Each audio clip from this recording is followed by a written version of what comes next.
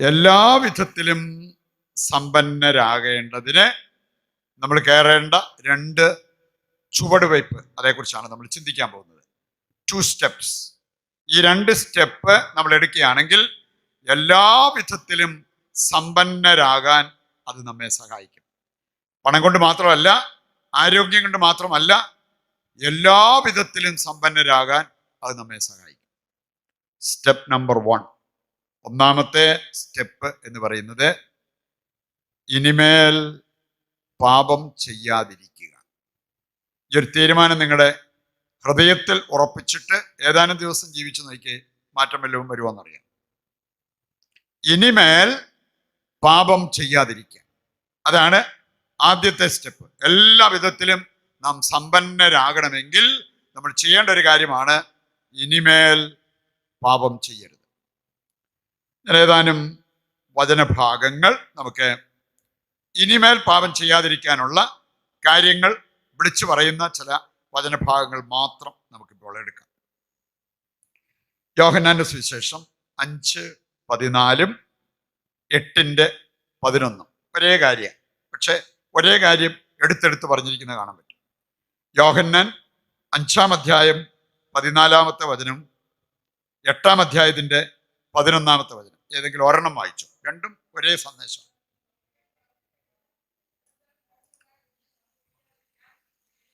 കൂടുതൽ മോശമായതൊന്നും സംഭവിക്കാതിരിക്കാൻ മേലിൽ പാപം ചെയ്യരുത്. നിങ്ങളിൽ ഒത്തിരി പേരെ വിഷമിപ്പിക്കുന്ന ഒരു കാര്യം എനിക്കറിയാം. ചിലപ്പോൾ നിങ്ങൾ കഷ്ടപ്പെട്ട് പ്രാർത്ഥനയ്ക്കൊക്കെ വന്നിട്ട് വേണമെങ്കിൽ തിരിച്ച് നിങ്ങൾ വീട്ടിൽ ചെന്നു ഇത് കഴിഞ്ഞ് എന്തെങ്കിലും ചെറിയൊരു അനർത്ഥമോ ഒരു പ്രയാസമോ വന്നു കഴിഞ്ഞാൽ ആൾക്കാർ ഒരു കമൻറ്റ് പാസ്സാക്കും. വലിയ പ്രാർത്ഥനക്കാർ, ഈ പ്രാർത്ഥനയ്ക്ക് പോയിട്ട് എന്നെ കിട്ടിയത്, അങ്ങോട്ട് പോയപ്പം കാലിന് കുഴപ്പമില്ലായിരുന്നു, ഇങ്ങോട്ട് വന്നപ്പോഴത്തേക്കും കാലൊടിഞ്ഞിട്ട് ആശുപത്രിയിൽ പോയി പ്ലാസ്റ്റർ ഇട്ട് ഇവിടെ കൊണ്ടുവന്ന് കിടത്തിയിട്ടുണ്ട്. അപ്പം ഈ പഴയതിനേക്കാൾ മോശമായ അവസ്ഥയിലേക്ക് നമ്മൾ പോകുന്നത് നമ്മളാരും ഇഷ്ടപ്പെടുന്നതല്ല. ഇനി അതിൻ്റെ പേരിൽ നമ്മൾ കേൾക്കേണ്ടി വരുന്ന കമന്റ് കേൾക്കാൻ നമ്മളാരും ഇഷ്ടപ്പെടുന്നതല്ല. ഇവിടെ കർത്താവ് വചനത്തിൽ പറയുകയാണ്, കൂടുതൽ നിന്റെ അവസ്ഥ വഷളാകാതിരിക്കാൻ നീ ഇനിമേൽ പാപം ചെയ്യരുത്, അല്ലെ പഴയ പാപത്തിലേക്ക് തിരിച്ചു പോകരുത് എന്നുള്ളത് കർത്താവ് വചനത്തിൽ നമ്മെ ഓർമ്മിപ്പിക്കുന്ന ഒരു കാര്യമാണ്. ലേവ്യരുടെ പുസ്തകം 22-ാം അധ്യായത്തിന്റെ 9-ാമത്തെ വചനം എടുത്താൽ നമുക്ക് ഈ പാപത്തിൽ വീഴാതെ നമ്മളെ സംരക്ഷിക്കുന്ന ഒരു മതില്, ഒരു വേലി, അതേക്കുറിച്ച് പറഞ്ഞിട്ടുണ്ട്. നാം പാപത്തിൽ വീഴാതെ ദൈവം നമ്മെ കൃപയിൽ സംരക്ഷിക്കണമെങ്കിൽ ഈ വേലി, ഈ മതിൽ നമുക്ക് ആവശ്യമാണ്. ഞങ്ങളുടെ MSF സഭയിലാണേലും പലയിടങ്ങളിൽ സ്ഥലങ്ങൾ വാങ്ങിച്ചു കഴിഞ്ഞപ്പം പിന്നെ ആദ്യമായിട്ട് അവര് ആവശ്യപ്പെട്ടൊരു കാര്യം, ഇതിന് ചുറ്റും നമുക്കൊരു മതില് കെട്ടണം, വേലി കെട്ടണം, അല്ലെങ്കിൽ ആരെങ്കിലൊക്കെ വന്നിത് എൻക്രോച്ച് ചെയ്യും, അല്ലെങ്കിൽ അവര് ആടിനെ പശുവിനെയൊക്കെ കൊണ്ടുവന്ന് കെട്ടും. അത് വരാതിരിക്കാൻ നമുക്കൊരു മതിൽ ആവശ്യമാണ്, ഒരു വേലി ആവശ്യമാണ്. അതിനായിട്ട് ഒരുപാട് കാശ് മുടക്കും. എൻ്റെ പ്രിയപ്പെട്ടവർ, നമ്മളാണേലും നമ്മുടെ ഭവനത്തിനാണേലും ദേവാലയത്തിനാണേലും സംരക്ഷണം കിട്ടാൻ വേണ്ടി നമ്മൾ അങ്ങനെ ഇഷ്ടം പോലെ കാശ് മുടക്കി മതിൽ കിട്ടും. ഇനി ഗൾഫ് രാജ്യങ്ങളിലൊക്കെ ചെന്ന് കഴിഞ്ഞാൽ നമുക്ക് കാണാൻ സാധിക്കും. ഗൾഫ് രാജ്യങ്ങളിൽ നമ്മൾ കാണുന്നൊരു കാര്യം, ഒരു വീടിന് മുടക്കി അത്രയും കൂടെ കാശാണ് ആ വീടിന് ചുറ്റും കെട്ടിയിരിക്കുന്ന മതിലിന് മുടക്കിയിരിക്കുന്നത്. അതിന് നമ്മൾ പാപത്തിൽ വീഴാതിരിക്കാൻ ദൈവം നമുക്കായിട്ട് വെച്ചിരിക്കുന്ന ഒരു മതിലിനെ കുറിച്ച് വചനം പറയുന്നുണ്ട്. വായിച്ചോ, ലേവ്യർ 22:9. പാപം ചെയ്യാതിരിക്കേണ്ടതിന്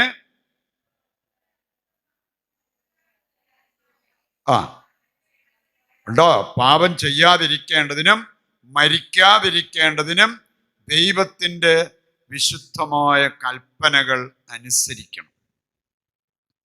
അതൊരു വേലിയാണ്, അതൊരു മതിലാണ്.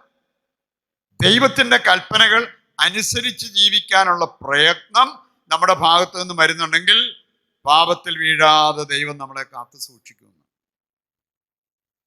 മറ്റൊരു കാര്യം നമ്മൾ കാണുന്നുണ്ട്.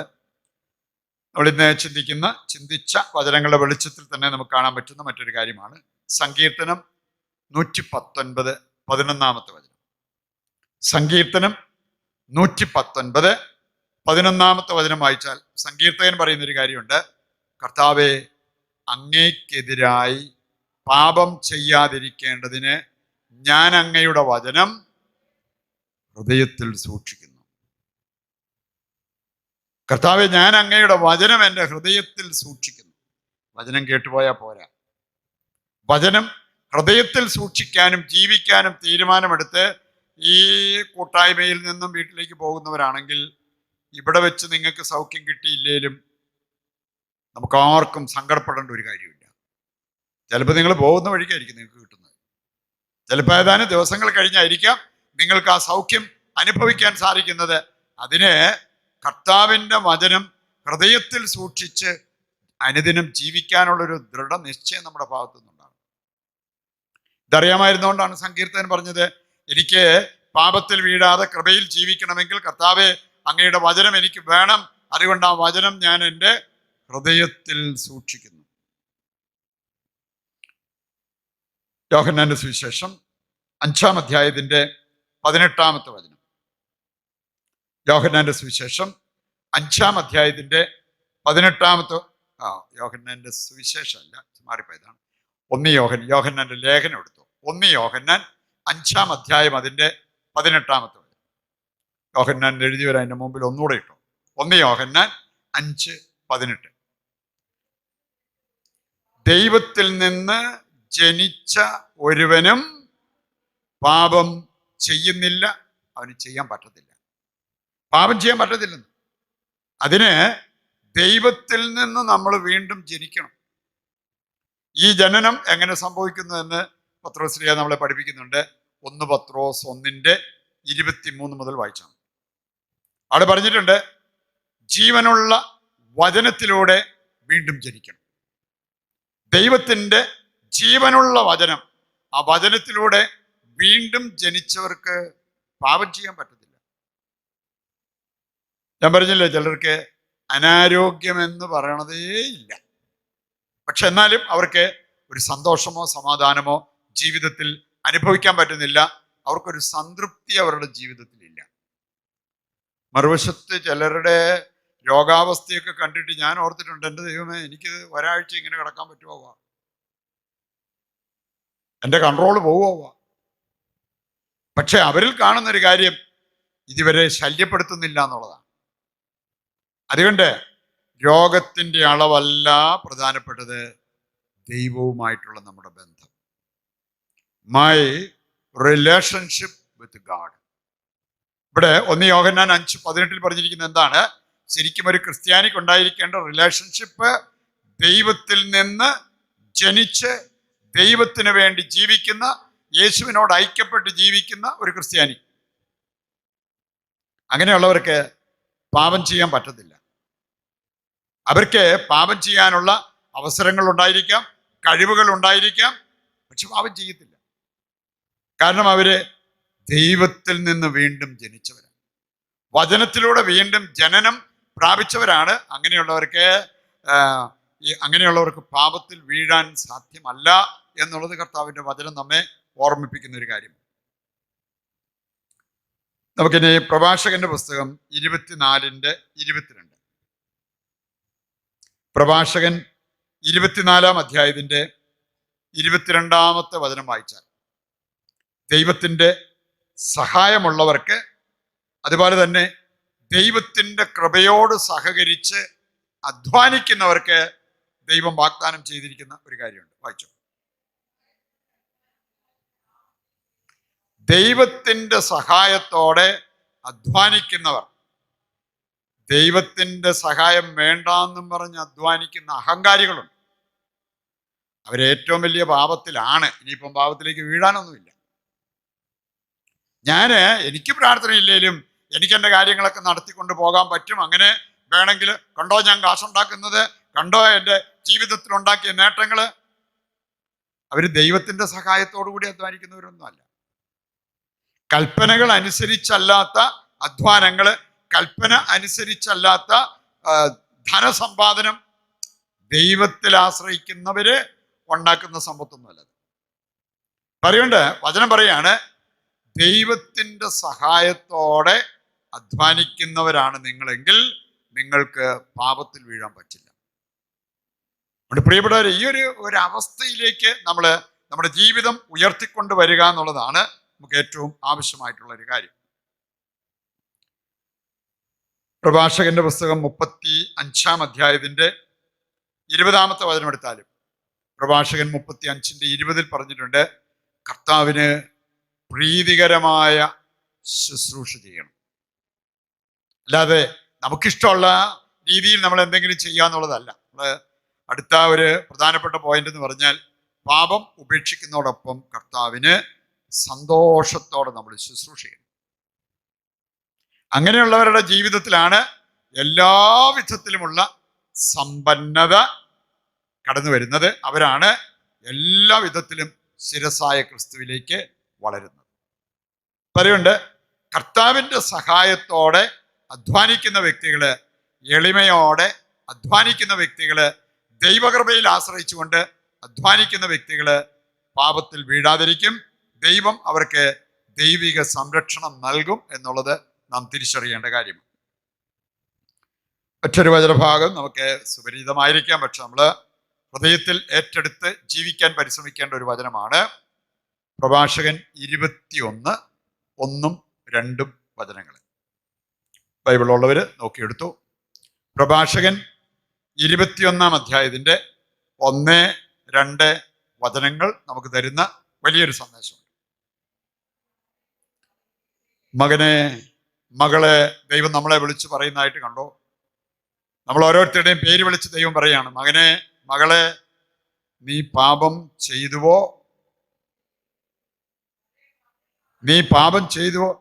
Did you commit a sin? Don't worry. നീ പാപം ചെയ്തുവോ? സാരയില്ല. പക്ഷേ ഒരു കാര്യം അത് വളരെ ആവശ്യമാണ്, ഇനിമേൽ ചെയ്യരുത്. എനിക്ക് വീണ്ടും ഇനിമേൽ നമ്മൾ പാപം ചെയ്യരുത് എന്നുള്ള ആഹ്വാനം ബൈബിളിൽ നമ്മൾ കാണുന്നത്. ഇനിമേൽ പാപം ചെയ്യരുത്. ഇനിമേൽ പാപം ചെയ്യാതിരിക്കാനുള്ള വഴിയാണ് 2-ാമത്തെ വചനം വായിക്കുമ്പോൾ നമ്മൾ കാണുക. പഴയ പാപത്തിൽ നിന്നുള്ള മോചനത്തിനായി നമ്മൾ പ്രാർത്ഥിക്കണം. പാപത്തിന്റെ ആ ഒരു കെട്ട് കടന്നു കഴിഞ്ഞാൽ, നിങ്ങൾ പല പ്രാവശ്യം സംസാരിക്കേണ്ടിയിരുന്ന ആ കാര്യങ്ങൾ ഇതുവരെ സംസാരിക്കാതെ അതൊരു കെട്ടായിട്ട് നമ്മുടെ ജീവിതത്തിൽ കിടന്നാലോ, അങ്ങനെ നമുക്ക് മുമ്പോട്ട് പോകാൻ പറ്റും. വിലാപങ്ങളുടെ പുസ്തകം 1:14 വായിച്ചാൽ, വിലാപങ്ങൾ 1:14 പറഞ്ഞിട്ടുണ്ട്, ഇസ്രായേൽ ജനം കരഞ്ഞ് ഏറ്റുപറയുന്ന ഒരു കാര്യം, ഞങ്ങളുടെ പാപം ദൈവം ഒരു നുകമാക്കി ഞങ്ങളുടെ കഴുത്തിൽ വെച്ച് കെട്ടിയിരിക്കുകയാണ്. ഞങ്ങൾ ഇന്നത് വഹിച്ചുകൊണ്ട് നടക്കുക. ഞങ്ങളുടെ പാപം ഞങ്ങളുടെ കഴുത്തിൽ ഒരു നുകം പോലെ വെച്ച് കെട്ടിയിരിക്കുകയാണ്. അവര് ദൈവത്തെ കുറ്റപ്പെടുത്തിയില്ല കേട്ടോ. കർത്താവേ, എന്തുകൊണ്ടാണ് ഞാൻ കുറെ കാര്യങ്ങളൊക്കെ ചെയ്തിട്ടുണ്ടല്ലോ, മറ്റുള്ളവരെ വെച്ച് നോക്കുമ്പോൾ ഞാൻ കുറെ കൂടിയൊക്കെ പ്രാർത്ഥിച്ചിട്ടുണ്ടല്ലോ, എന്തുകൊണ്ട് എന്നിട്ട് എനിക്കിങ്ങനെ എന്നും പറഞ്ഞ് ദൈവത്തിനെതിരെ തട്ടിക്കയറുമല്ല ചെയ്തത്. അവര് വേറെ ആരെയും കുറ്റപ്പെടുത്തി പറഞ്ഞില്ല. അയ്യോ, ഇന്ന് എത്രയോ പേര് സ്വന്തം ജീവിതം തിരുത്തുന്നതിനേക്കാൾ ആരാണ്ട് ഏതാണ്ടൊക്കെ അവർക്കിട്ട് ചെയ്തിട്ടാണ് ഇങ്ങനെയെല്ലാം വന്നത് എന്ന് പറഞ്ഞ് അവരുടെ മേലാ പഴിചാരിക്കൊണ്ടിരിക്കുന്നത്. ഇവിടെ ഇസ്രായേൽ ജനം ദൈവത്തിന്റെ നേരെ തട്ടിക്കയറിയില്ല, മറ്റുള്ളവരെ കുറ്റപ്പെടുത്തിയില്ല. അവര് പറഞ്ഞൊരു കാര്യം, ഞങ്ങൾ ചെയ്ത പാപമാണ്, ഞങ്ങൾ ചെയ്ത പാപം അതെല്ലാം കൂടെ ദൈവം ഒരു നുകമാക്കി ഞങ്ങളുടെ കഴുത്തെ വെച്ച് കെട്ടിയിരിക്കുക. ഈ നുഖം അഴിച്ചു മാറ്റാനുള്ള കൂദാശയാണ് കുമ്പസാരം എന്ന കൂദാശ. അത് നമ്മൾ ഏറ്റെടുക്കാൻ വിസമ്മതിച്ചിട്ട് ഭാരമാണ്, രോഗമാണ്, ക്ലേശങ്ങളാണ്, ജീവിതത്തിൽ ഉയർച്ചയില്ല, ജീവിതത്തിൽ സന്തോഷമില്ല, ഇതെല്ലാം പറഞ്ഞിട്ടുള്ള കാര്യം അതല്ല ഇതിന്റെ ഭാഗമായിട്ട് വരുന്ന. നമുക്കറിയാലോ, നമ്മള് വിഷം കുടിച്ചാൽ ഒന്നുകിൽ നമ്മുടെ ആരോഗ്യത്തിന് കേടുവരും, അല്ലെങ്കിൽ നമ്മുടെ ജീവൻ അപഹരിക്കപ്പെടും. വിഷം കുടിച്ചാൽ അതിന്റെ ഭാഗമായിട്ട് വരുന്ന. പാപം വിഷമാണെങ്കിൽ ഇങ്ങനെയുള്ള കാര്യങ്ങളൊക്കെ നമ്മുടെ ജീവിതത്തിൽ അതിന്റെ ഭാഗമായിട്ട് വരുന്ന. അത് മാറിക്കിട്ടണമെങ്കിൽ ഇവിടെ പറഞ്ഞിരിക്കുകയാണ്, പഴയ പാപത്തിൽ നിന്ന് മോചനം കിട്ടാൻ നീ ദൈവത്തോട് പ്രാർത്ഥിക്കണം. ആ പ്രാർത്ഥനയുടെ ഭാഗമാണ് നല്ല കുമ്പസാരം. പഴയ പാപത്തിൽ നിന്ന് മോചനം ലഭിക്കാൻ അത്യുന്നതനായ ദൈവത്തോട് നീ പ്രാർത്ഥിക്കണം. രണ്ടാമത്തെ വചനം കൂടി വായിച്ചു. അവിടെയുമുണ്ട് ഈ പാപത്തിൽ ഇനി മുമ്പോട്ട് പാപത്തിൽ വീഴാതിരിക്കാൻ നമ്മൾ ശ്രദ്ധിക്കേണ്ട കാര്യം. സർപ്പത്തിൽ നിന്നെന്നതുപോലെ പാപത്തിൽ നിന്ന് ഓടിയകലുക. പാമ്പിനെ ഭയങ്കര പേടിയാണ്.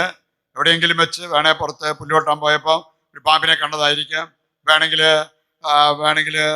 എവിടെയെങ്കിലും പത്രത്തിൽ വന്നൊരു ന്യൂസാണ്, പോലീസ് സ്റ്റേഷനകത്ത് ഒരു പാമ്പ് ഒരു പോയി പിടിക്കുന്നതൊക്കെ.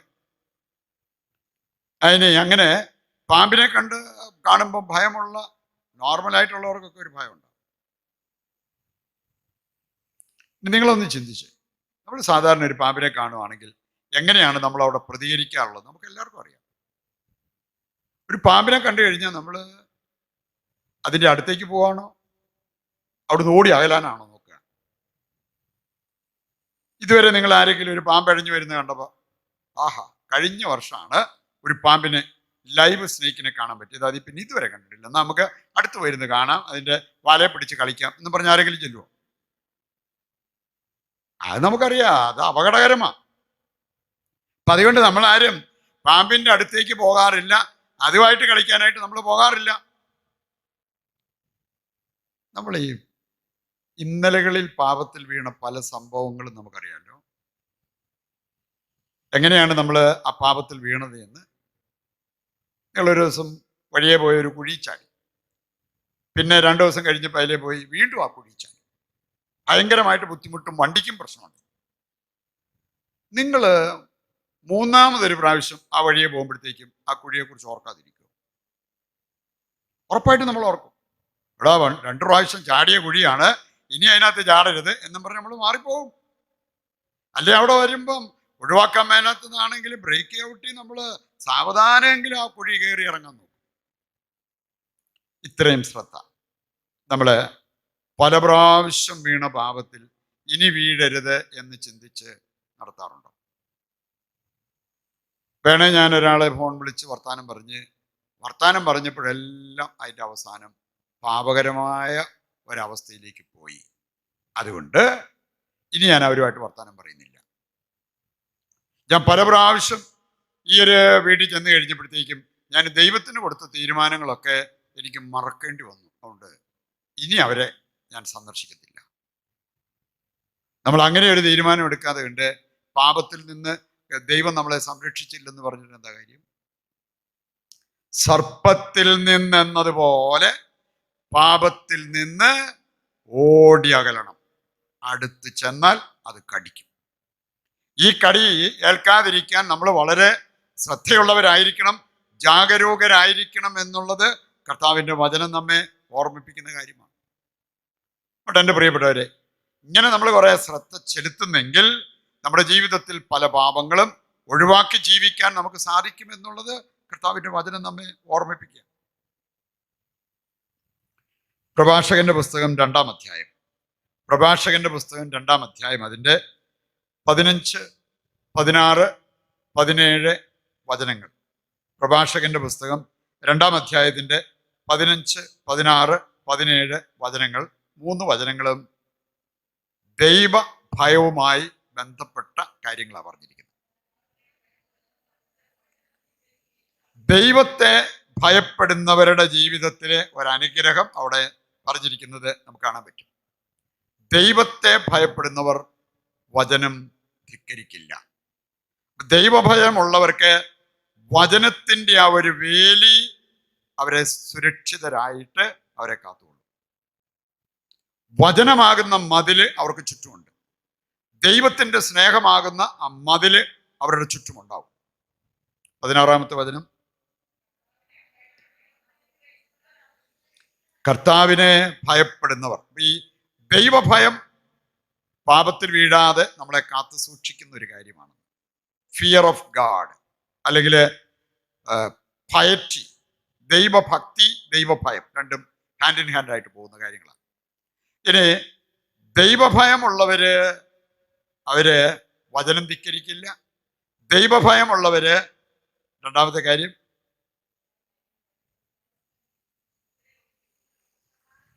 രണ്ടാം 16-ാമത്തെ വചനം ഒന്നുകൂടെ വായിച്ചു. അവിടുത്തെ ഇഷ്ടം, ദൈവത്തിന്റെ ഇഷ്ടം അന്വേഷിക്കും. ദൈവത്തിന്റെ ഇഷ്ടമാണ് നമ്മുടെ ഇഷ്ടത്തെക്കാൾ അന്വേഷിക്കുന്ന അവസ്ഥയെങ്കിൽ നമ്മൾ ആരെങ്കിലും പാപത്തിലേക്ക് പോകും.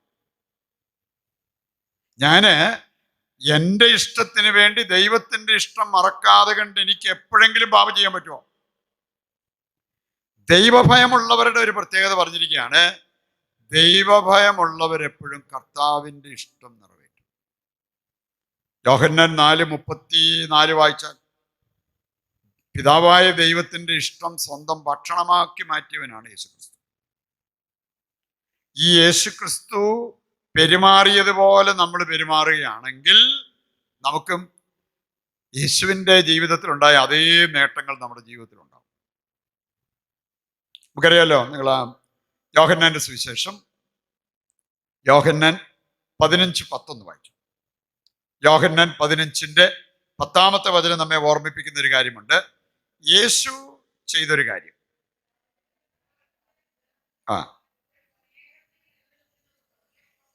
യേശു പറയാണ്, എൻ്റെ പിതാവിൻ്റെ കൽപ്പനകൾ ഞാൻ പാലിച്ചു. എൻ്റെ പിതാവിൻ്റെ കൽപ്പനകൾ പാലിച്ച് ഞാന് പിതാവിൻ്റെ സ്നേഹത്തിൽ നിലനിൽക്കുന്നു. എന്നിട്ട് പറയാണ്, ഇതുപോലെ നിങ്ങൾ എൻ്റെ കൽപ്പനകൾ പാലിച്ചാൽ എൻ്റെ സ്നേഹത്തിൽ നിലനിൽക്കും. പറയുണ്ട്, നമ്മളെ സംബന്ധിച്ചിടത്തോളം യേശുവിനെ അനുകരിക്കുന്നവരായിട്ട് നമ്മൾ മാറുക. 1 കൊറിന്തോസ് 11-ാം 1-ാമത്തെ വചനം എടുത്താൽ, 1 കൊറിന്തോസ് 11-ാമത്തെ വചനം എടുത്താൽ അവിടെ പറഞ്ഞിട്ടുണ്ട്, പൗലോസ് പറയാണ്, ഞാൻ യേശുവിനെ അനുകരിക്കുന്ന വ്യക്തിയാണ്. അതുകൊണ്ട് നിങ്ങൾക്ക് കണ്ണടച്ച് എന്നെ അനുകരിക്കാൻ പറ്റും.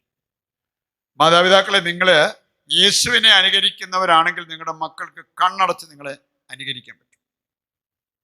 അതുപോലെ നമ്മുടെ വികാരിയച്ഛൻ യേശുവിനെ അനുകരിക്കുന്ന വ്യക്തിയാണെങ്കിൽ ആ വികാരിയച്ഛനെ നമുക്ക് കണ്ണടച്ച് അനുകരിക്കാൻ പറ്റും. അതാണ് നമ്മുടെ ക്രിസ്തീയ ധർമ്മം.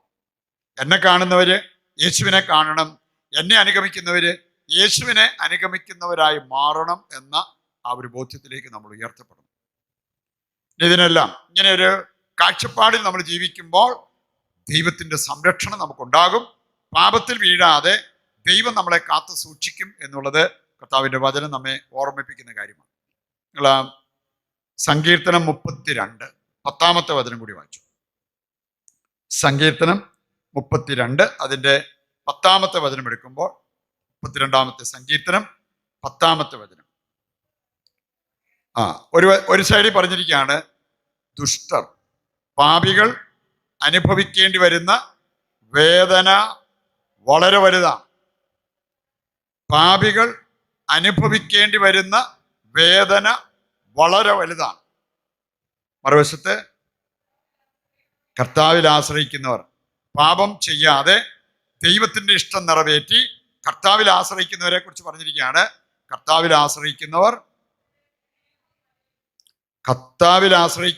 നമ്മളെങ്കിൽ നമുക്ക് ചുറ്റും ഒരു വലയമുണ്ടാകും. നമുക്ക് ചുറ്റും ഒരു വലയം. നമുക്കറിയാം, വിശുദ്ധരുടെയൊക്കെ ഫോട്ടോ കണ്ടാൽ നമുക്കറിയാം ഒരു വലയം, പ്രകാശ വലയം. അവരെ ചിലരുടെ തലയ്ക്ക് ചുറ്റുമായിരിക്കാം, മുഖത്തോട്ട് നോക്കിയാലും അതിൻ്റെതായിട്ടുള്ള ആ ഒരു പ്രകാശ വലയത്തിൽ കഴിയുന്നവരാണ് വിശുദ്ധർ. പതിവുണ്ട്, പാപം ഉപേക്ഷിച്ച് ദൈവത്തിൽ ശരണപ്പെട്ട് നമ്മൾ ജീവിക്കുമ്പോൾ നമ്മുടെ ജീവിതത്തിലേക്ക് വരാവുന്ന ഒരു കാര്യമാണ് പറഞ്ഞിരിക്കുന്നത്, ഈ ഒരു ആവരണം, ദൈവസ്നേഹത്തിൻ്റെ ആ ഒരു വലയം. അതൊരു മതിൽ പോലെ, വേലി പോലെ നമ്മളെ സംരക്ഷിക്കും എന്നുള്ളത് നാം തിരിച്ചറിയേണ്ട കാര്യമാണ്. മറ്റൊരു കാര്യം, പാപം ചെയ്യാതിരിക്കാൻ ദൈവം ഒരു നിർദ്ദേശം പോലെ തന്നിരിക്കുന്ന ഒരു കാര്യമാണ്, പാപം ചെയ്യാൻ ഭയപ്പെടുന്നവർ പാപത്തിൽ വീഴാതിരിക്കും. നമുക്കറിയാലോ, സാധാരണ പേടിയുള്ള കാര്യം നമ്മൾ ചെയ്യാറില്ല.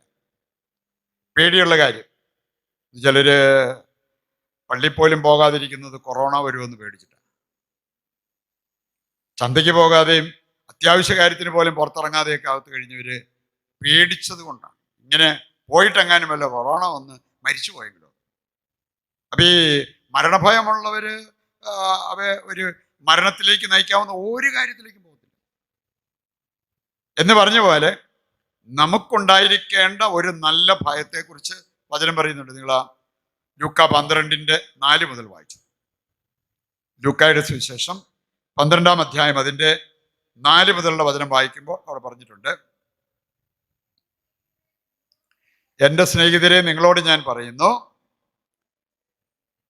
ശരീരത്തെ കൊല്ലുന്നതിൽ കവിഞ്ഞ് ഒന്നും ചെയ്യാൻ കഴിയാത്തവരെ നിങ്ങൾ ഭയപ്പെടേണ്ട. ഇന്ന് ഈ മേഖലയിൽ എൻ്റെ ദൈവമേ എണ്ണിയാ തീരാത്ത വിധം ഭയമായിട്ടിരിക്കുന്ന ആൾക്കാരുണ്ട്. അനാവശ്യമായിട്ടുള്ള ഭയം. കർത്താവ് ഭയപ്പെടേണ്ട എന്ന് പറഞ്ഞിരിക്കുന്നതൊക്കെ പേടിയാണ്. നമ്മളൊരു ക്ഷുദ്രജീവികളെയും പേടിക്കണ്ട, നമ്മള് ഇരുട്ടിനെ പേടിക്കണ്ട, നമ്മൾ രോഗത്തെ പേടിക്കണ്ട. ശരിക്കും കർത്താവിനെ പേടിക്കുന്നവരാണെങ്കിൽ അവരെ ഇങ്ങനെയുള്ള മേഖലകളിലെല്ലാം കർത്താവ് സംരക്ഷിക്കും. ലൂക്ക 10:19-20 വചനങ്ങൾ വായിക്കുമ്പോൾ അവിടെ പറഞ്ഞിട്ടുണ്ട്, പാമ്പുകളുടെയും തേളുകളുടെയും മേൽ നിങ്ങൾ ചവിട്ടി നടക്കും, പക്ഷെ അവ നിന്നെ ഉപദ്രവിക്കത്തില്ല. നമ്മൾ പറയും പാമ്പ് വഴി കിടപ്പുണ്ടെങ്കിൽ അതിനെ ചവിട്ടിയിട്ടുണ്ടെങ്കിൽ ഉറപ്പാ കടി.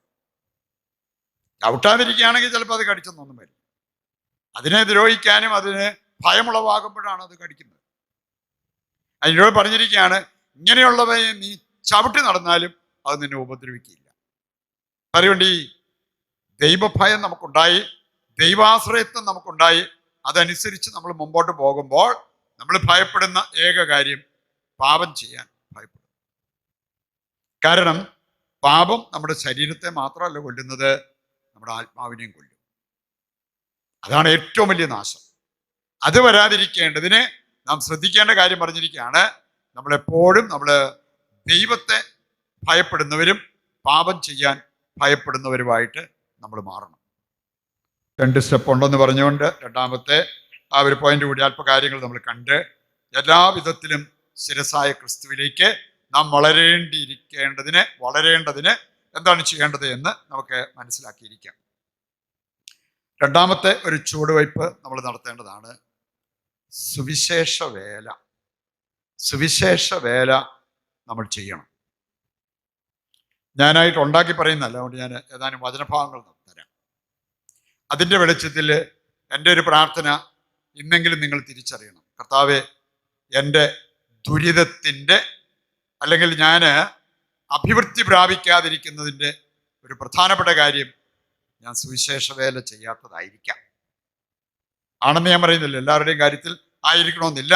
നമ്മൾ സുവിശേഷ വേല ചെയ്താലും നമുക്ക് രക്ഷാകരമായ ചില സഹനങ്ങൾ ദൈവം അനുവദിച്ചു തരും. പക്ഷെ ഒരു കാര്യം, വചന വെളിച്ചത്തിൽ നമ്മൾ ചിന്തിച്ചാൽ ഈ ഒരു കാര്യം ഹൃദയത്തിൽ നമുക്ക് ഉറപ്പിക്കാൻ പറ്റും. സുവിശേഷ വേല ചെയ്യുന്നില്ലെങ്കിൽ ദുരിതം. ഈ ദുരിതത്തിന് വല്ലവരെയും പറഞ്ഞിട്ട് കാര്യമുണ്ടോ? ഈ ദുരിതത്തിന് മറ്റാരെയെങ്കിലും നമ്മളെ കുറ്റപ്പെടുത്തിയിട്ട് കാര്യമൊന്നുമില്ല. നമുക്ക് ആ മർക്കോസിന്റെ സുവിശേഷം 16-ാം അധ്യായം അതിൻ്റെ 15 മുതൽ വായിക്കുമ്പോൾ, എന്തുകൊണ്ടാണ് നമ്മൾ സുവിശേഷ വേല ചെയ്യാൻ കടപ്പെട്ടിരിക്കുന്നത്? പൗലോസ്ലീഹ പറഞ്ഞിരിക്കുന്ന ഒരു കാര്യം, ഒരു പുരോഹിതന്റെ പൗരോഹിത്യ ദൗത്യമാണ് വചനം പ്രഘോഷിക്കുക.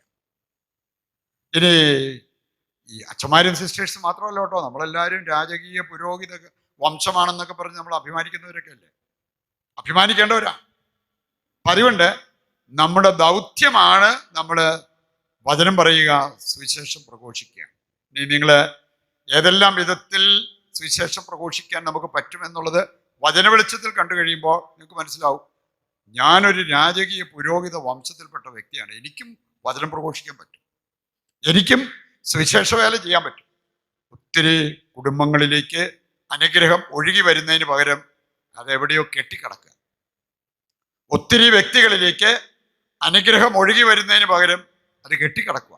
എന്നിട്ട് ചുമ്മ ഐശ്വര്യം കിട്ടാൻ വേണ്ടി, അല്ലെങ്കിൽ സമ്പത്ത് കിട്ടാൻ വേണ്ടി, സന്തോഷം കിട്ടാൻ വേണ്ടി ആൾക്കാരുടെ പുറകെ ഓടി നടന്ന് അവരെ കൊണ്ട് എന്തെല്ലാം കാര്യങ്ങൾ ചെയ്യിച്ചിട്ടും ഇതൊന്നും നിറവേറുന്നില്ല എന്ന് പറഞ്ഞ് സങ്കടപ്പെട്ട് നടക്കുന്നവരുണ്ട്. മർക്കോസ് 16:15 മുതൽ വായിച്ചു.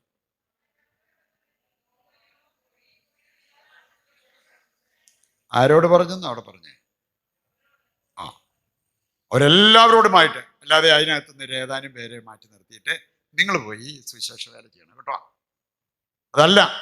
എല്ലാവരോടുമായി അവൻ പറഞ്ഞ ഒരു കാര്യമാണ്, നിങ്ങൾ ലോകമെങ്ങും പോകണം, ലോകമെങ്ങും പോയി സുവിശേഷം പ്രഘോഷിക്കണം. ഇതൊരു ദൈവം ഏൽപ്പിച്ച ഒരു കാര്യം. ഇത് പറഞ്ഞതാരായിരുന്നു? ഉത്ഥാനം ചെയ്ത കർത്താവ്, ഉദ്ധിതനായ കർത്താവ്. ഇതേക്കുറിച്ച് ബൈബിൾ പണ്ഡിതന്മാർ പറയുന്ന ഒരു കാര്യമുണ്ട്. ഇംഗ്ലീഷിൽ ഇങ്ങനെയാണ് പറയുന്നത്, ദ ഗ്രേറ്റ് കമ്മീഷൻ എന്ന് പറഞ്ഞാൽ ഒരു വലിയ ദൗത്യം ദൈവം ഏൽപ്പിക്കുന്നത്. അവരെല്ലാവരെയും ദൈവം ഏൽപ്പിച്ച ഒരു കാര്യമാണ്, നിങ്ങൾ ലോകമെങ്ങും പോയി സുവിശേഷം പ്രഘോഷിക്കണം. ഇനി നിങ്ങൾക്ക് ഫ്ലൈറ്റ് കയറി പല രാജ്യങ്ങളിലേക്ക് പോകാൻ പറ്റുന്നില്ലെങ്കിലും നമുക്കിത് ചെയ്യാൻ പറ്റും. ഈ സുവിശേഷ പ്രഘോഷണം നമുക്ക് ചെയ്യാൻ പറ്റും എന്നുള്ളത് ദൈവം നമ്മെ ഓർമ്മിപ്പിക്കുന്ന ഒരു കാര്യമാണ്. 1 കൊറിന്തോസ് 9:16 എടുത്തു. 1 കൊറിന്തോസ്.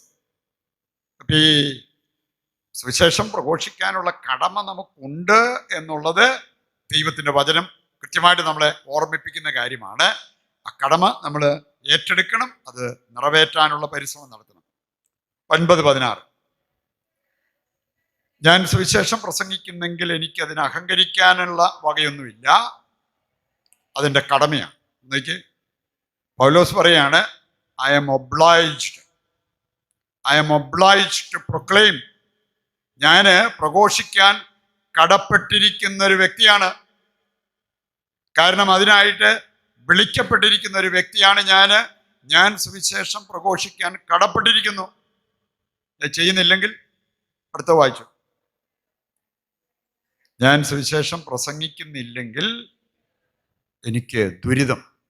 സുവിശേഷം പ്രസംഗിക്കുന്നില്ലെങ്കിൽ എനിക്ക് ദുരിതം. അവിടെ ഞാൻ പറഞ്ഞേ, നമ്മുടെയൊക്കെ നമുക്കിപ്പോൾ ഒരു തലവേദന വന്നാലും അത് പല കാരണങ്ങൾ കൊണ്ട് വരാം. അപ്പം അതുകൊണ്ട് എൻ്റെ തലവേദന ഏത് കാരണത്താൽ വന്നു എന്ന് കണ്ടുപിടിക്കുന്നതാണ് ഉചിതം. എന്ന് പറഞ്ഞ പോലെ എൻ്റെ ദുരിതം ഏത് കാരണത്താൽ വന്നിരിക്കുന്നതാണ്, എന്നിട്ട് അതിനുള്ള ട്രീറ്റ്മെൻറ്റ് നടത്തിയാലേ എൻ്റെ ദുരിതം മാറത്തുള്ളൂ. എൻ്റെ രോഗം ഏത് കാരണത്താൽ വന്നിരിക്കുന്നു എന്ന് കണ്ടുപിടിച്ചിട്ട് അതിനുള്ള ട്രീറ്റ്മെൻറ്റ് നടത്തിയാൽ എൻ്റെ രോഗം മാറും. അത് ക്യാൻസർ ആയിക്കോട്ടെ, തലവേദന ആയിക്കോട്ടെ, തളർവാദമായിക്കോട്ടെ, എന്തുമായിക്കോട്ടെ, എന്ത് കാരണത്താൽ അത് വന്നു എന്ന് കണ്ടെത്തി അതിന് ട്രീറ്റ്മെൻറ്റ് കൊടുത്താൽ നമുക്ക് ശാശ്വതമായിട്ടുള്ള പരിഹാരമുണ്ടാകും.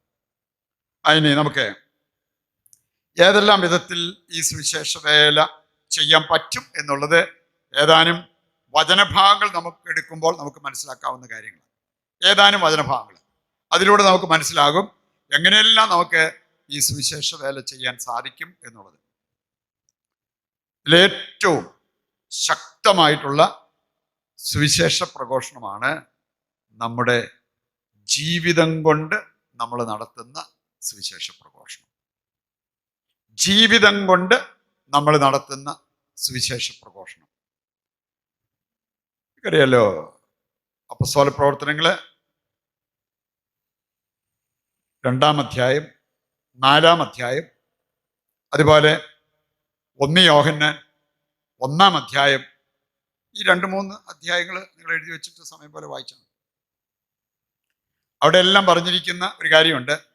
യോഹന്നാൻ ശ്ലീഹ പറയുന്നു, പത്രോസ് ശ്ലീഹ പറയുന്നു, ഞങ്ങൾ കണ്ടതും കേട്ടതും തൊട്ടതുമായ കാര്യങ്ങൾ ഞങ്ങൾ നിങ്ങളെ അറിയിക്കുന്നു എന്ന് പറഞ്ഞാൽ ഇവര് ശരിക്കും ദൈവത്തെ അനുഭവിച്ചവരായിട്ട് മാറി. നമ്മളൊക്കെ സുവിശേഷ പ്രഘോഷണത്തിന് ആദ്യമേ തന്നെ നമ്മൾ ആഗ്രഹിച്ച് പ്രാർത്ഥിക്കേണ്ട ഒരു കാര്യമുണ്ട്. ദൈവം സ്നേഹമാണെന്ന് ആദ്യം ഞാൻ അറിയണം. ദൈവം സ്നേഹമാണെന്ന് എൻ്റെ അനുഭവത്തിൻ്റെ വെളിച്ചത്തിൽ എനിക്ക് പറയാൻ പറ്റും. അനുഭവം ഉണ്ടായവര് വാമൊഴിയ എന്നതിനേക്കാൾ അവരുടെ ജീവിതം കൊണ്ട് അവർ പ്രഘോഷിക്കും ദൈവം സ്നേഹമാണ്.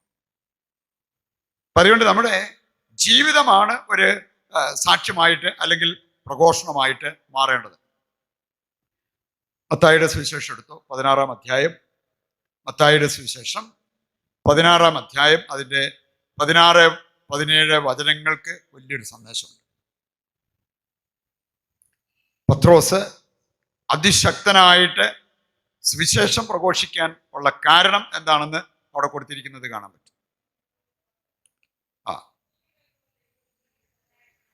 അത് കർത്താവ് ചോദിച്ച ഒരു ചോദ്യം, ജനങ്ങളോടായിട്ട് ചോദിച്ചു, കോമൺ ചോദ്യം. അത് കഴിഞ്ഞിട്ട് വ്യക്തിപരമായിട്ട് ശിഷ്യന്മാരോട് ചോദിച്ചു, ഞാൻ ആരെന്നാണ് നീ പറയുന്നത്? What is your personal experience? ഞാൻ ആരെന്നാണ് നീ പറയുന്നത്, നിങ്ങൾ പറയുന്നത്? അതിന് മറുപടിയായിട്ട് പത്രോസ് പറഞ്ഞ ഒരു കാര്യമാണ്, നീ ജീവിക്കുന്ന ദൈവത്തിൻ്റെ പുത്രനായ മിശിഹായ. ജീവിക്കുന്ന ദൈവത്തിൻ്റെ പുത്രനായ മിശിഹ.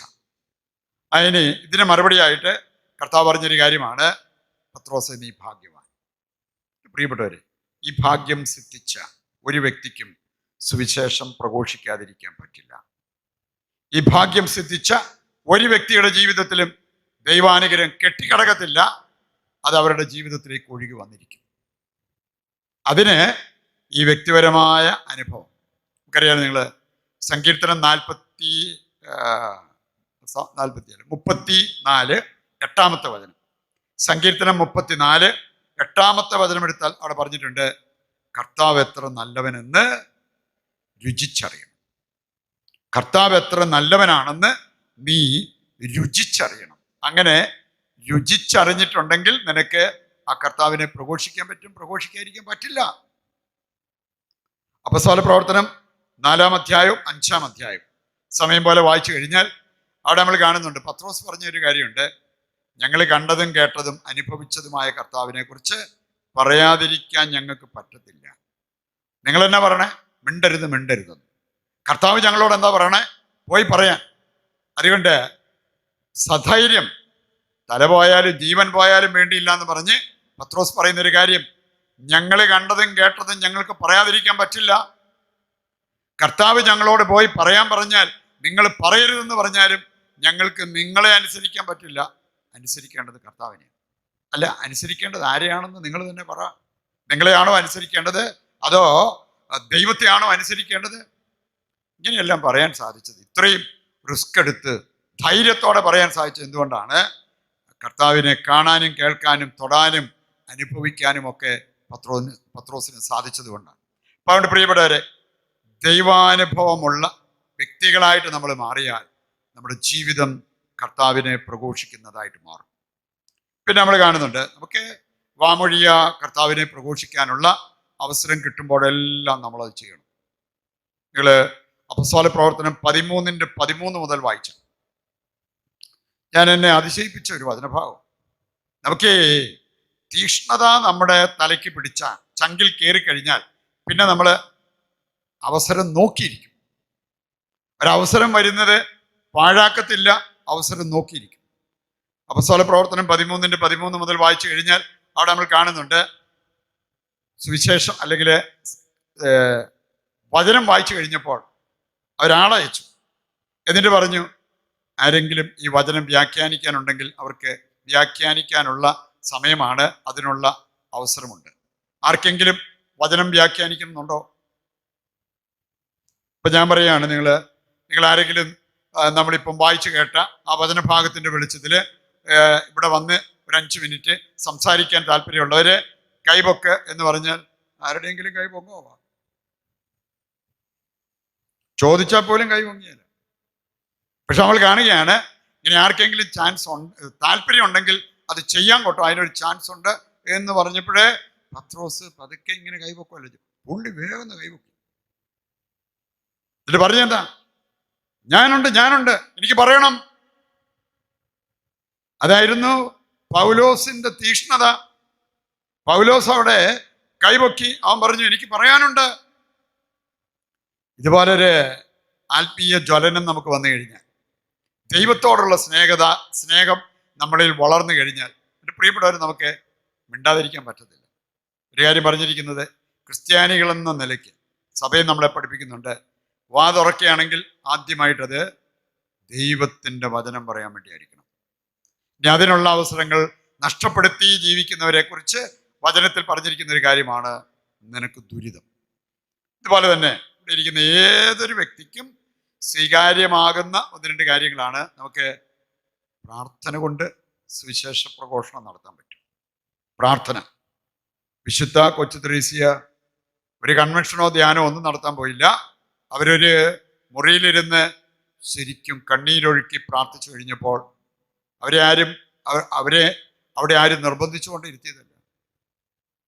നമ്മുടെ ചിലപ്പം പ്രാർത്ഥിക്കാൻ പോയിരുന്നാലും കുറച്ച് കഴിയുമ്പോഴത്തേക്ക് നമുക്ക് മടുപ്പായി അല്ലെങ്കിൽ മറ്റേതെങ്കിലും എന്റർടൈൻമെന്റ് കാര്യങ്ങളിലേക്ക് നമ്മൾ പോകുന്നു. നമ്മൾ കണ്ടിട്ടില്ലേ പിള്ളേര് പ്രാർത്ഥിക്കാൻ അങ്ങ് ഇരുന്ന് കഴിഞ്ഞാൽ 2 മിനിറ്റ് കഴിയുമ്പോഴേ എഴുന്നേറ്റ് നിൽക്കുക. എന്നടാ എനിക്ക് ബാത്റൂമിൽ പോകണം. ആ പ്രാർത്ഥന ഇല്ലായിരുന്നെങ്കിൽ ഒരു കുഴപ്പമില്ല, 2 മണിക്കൂർ അവിടെ ഇരുന്നേനെ. പറയുണ്ട് പ്രിയപ്പെട്ടവർ, നമ്മുടെ പ്രാർത്ഥന അതാരെങ്കിലും പറഞ്ഞ് നിർബന്ധിച്ചത് കൊണ്ടല്ല, നമ്മുടെ ഉള്ളിൽ നിന്ന് അങ്ങനെ ഒരു ജ്വരം ഉയർന്നു വരണം. എനിക്ക് പ്രാർത്ഥന കൊണ്ട് എനിക്കൊരു പക്ഷേ പോയി മൈക്കിൽ കൂടെ പ്രസംഗിക്കാൻ പറ്റില്ലായിരിക്കും, വേണ്ട, പ്രാർത്ഥന കൊണ്ട്. രണ്ടാമതൊരു കാര്യമാണ്, എൻ്റെ സഹനങ്ങൾ കാഴ്ചവെച്ച് എനിക്ക് സുവിശേഷ വേല ചെയ്യാൻ പറ്റും. പറഞ്ഞല്ലോ ജോൺ പോൾ രണ്ടാമൻ മാർപ്പാപ്പ ക്ഷണിച്ചത്. അതുപോലെ നമുക്കെല്ലാവർക്കും ഉണ്ട് നമ്മുടെ ദുരിതങ്ങൾ. ഞാൻ പലപ്പോഴും ഓർത്തിട്ടുണ്ട്, ഈ ഒരേ സഹനങ്ങളോ എത്രയോ പ്രാവശ്യം വന്ന് എൻ്റെ അടുത്ത് തന്നെ പറഞ്ഞിട്ടുണ്ട് ചിലര്. അപ്പൊ അവർ എത്രയോ പേരുടെ അടുത്ത് പറഞ്ഞിട്ടുണ്ടാകണം. ഇനി അത്രയും പ്രാവശ്യം ആ സഹനങ്ങളൊന്ന് കാഴ്ചവെച്ച്, കർത്താവ് ഇത് നീ എന്നെ ഏൽപ്പിച്ചിരിക്കുന്ന ഒരു സഹനം, ഇത് ലോക സുവിശേഷവൽക്കരണത്തിന് ഞാനിത് കാഴ്ചവെക്കുന്നു, എനിക്കിതിൽ പരാതിയില്ല, പരിഭവമില്ല, എടുക്കാനുള്ള ഒരു ആത്മീയ കരുത്ത് തന്നാൽ മതി എന്ന് പറഞ്ഞെങ്കിൽ എത്രമാത്രം നേട്ടം നമുക്ക് അതിലൂടെ ഉണ്ടായേനെ, എന്തുമാത്രം സുവിശേഷ വേല ചെയ്യാൻ പറ്റിയേനെ. അവസാനമായിട്ട് നമുക്ക് ചിന്തിക്കാൻ പറ്റുന്ന ഒരു കാര്യമാണ്, നമ്മുടെ സമ്പത്ത് കൊണ്ട്, നമ്മുടെ സമ്പത്ത് മുഴുവൻ കൊടുക്കണമെന്നില്ല, നമുക്ക് നമ്മുടെ സമ്പത്ത് കൊണ്ട് സുവിശേഷ വേല ചെയ്യാൻ പറ്റും എന്നുള്ള ആ ഒരു ബോധ്യമെങ്കിലും നമുക്കുണ്ടാകും. അങ്ങനെ വന്നു കഴിയുമ്പോഴത്തേക്ക് നമുക്ക് ലൗകിക സമ്പത്ത് മാത്രമല്ല, നമ്മുടെ കഴിവ്, നമ്മുടെ സമയം, അങ്ങനെയുള്ള നമ്മുടെ ആത്മീയ സമ്പത്ത്, ഇതെല്ലാം മറ്റുള്ളവരുടെ നന്മയ്ക്ക് വേണ്ടി പ്രയോജനപ്പെടുത്താനായിട്ട് നമുക്ക് സാധിക്കും.